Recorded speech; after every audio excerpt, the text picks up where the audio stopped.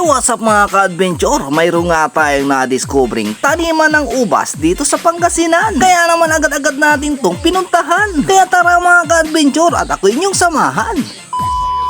So yun nga mga ka-adventure, nabalitaan nga natin na mayroong ang taniman ng ubas dito sa Pangasinan. At dito nga natin matatagpuan sa may barangay Bentinilla, Santa Barbara. Kapasok lamang to sa may kilid ng Yakult Building, malapit sa may Casa Inasal. Kasama ko nga pala dito si Lingmo at saka si Tony and Riza. At pagdating nga natin dito mga ka-adventure, agad-agad bumungad sa atin ang mga naglalakihan at naggagandahang mga bunga ng mga ubas. Tignan nyo naman mga ka-adventure, oh, hinog na pwedeng-pwede ng pitasin. Hindi nga natin nakakalain mga ka-adventure na mayroon palang ubas dito sa may Santa Barbara. Hindi mo na kailangan pang lumayo at pumunta sa iba't ibang lugar para makakita ng tanim na ubas. At mayroon pang mga bunga.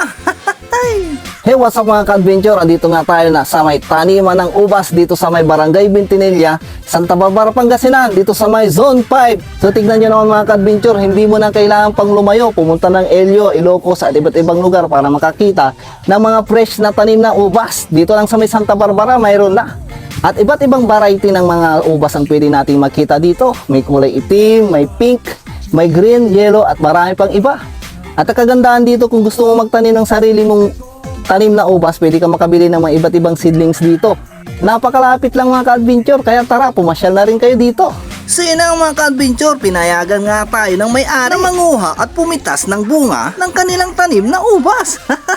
Dati-rati kasi mga ka-adventure, napapanood ko lang sa Facebook. Gusto ko nga puntahan pero napakalayo. Kaya na nabalitaan ko na mayroong palang tanim na ubas dito sa may Pangasinan, ay agad-agad ko naman tong pinuntahan. Pwedeng-pwede ka rin mamasyal dito mga ka-adventure. Kumuha ng video at mag-selfie-selfie. So yun ang mga ka-adventure, hindi tayo papayag na hindi matikman yung kanilang ubas dito. So tikim tayo ng isa dito. Yan, fresh na fresh. Dito sa kanilang backyard. Ang tamis mga ka-adventure, quality. Nabitin tayo mga ka-adventure, kaya kuha pa tayo ng isa. Tingin tayo na ano yung malaki.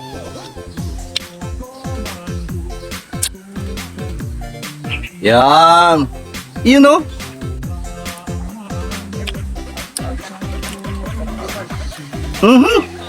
Ang tamis mga ka-adventure. Sir, saan po matatagpuan tong taniman ng ubas ninyo? Dito lang yan sa Barangay Bentinilla, Santa Barbara, Pangasinan. Anong zone?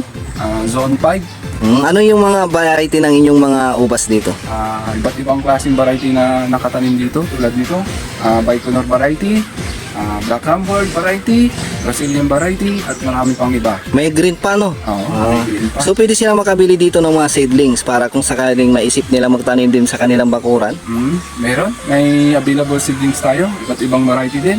Kung gusto nyong mag-avail, message lang po kayo sa akin. So start yung kanyang mga presyo ay naglalaro sa... Ang price ng bawat variety, mula 150 pataas. depende sa variety ng ubas na kanilang gustong itanim. Opo. Wow. Thank you, sir. Kaya ano pa nga bang inaantay mo mga ka-adventure? Kung gusto mo rin makakita ng fresh na fresh at taniman ng mga ubas, yayain mo na yung mga friends and family. Harap na rin kayo dito sa may Zone 5, Barangay Bentinilla, Santa Barbara, Pangasinan.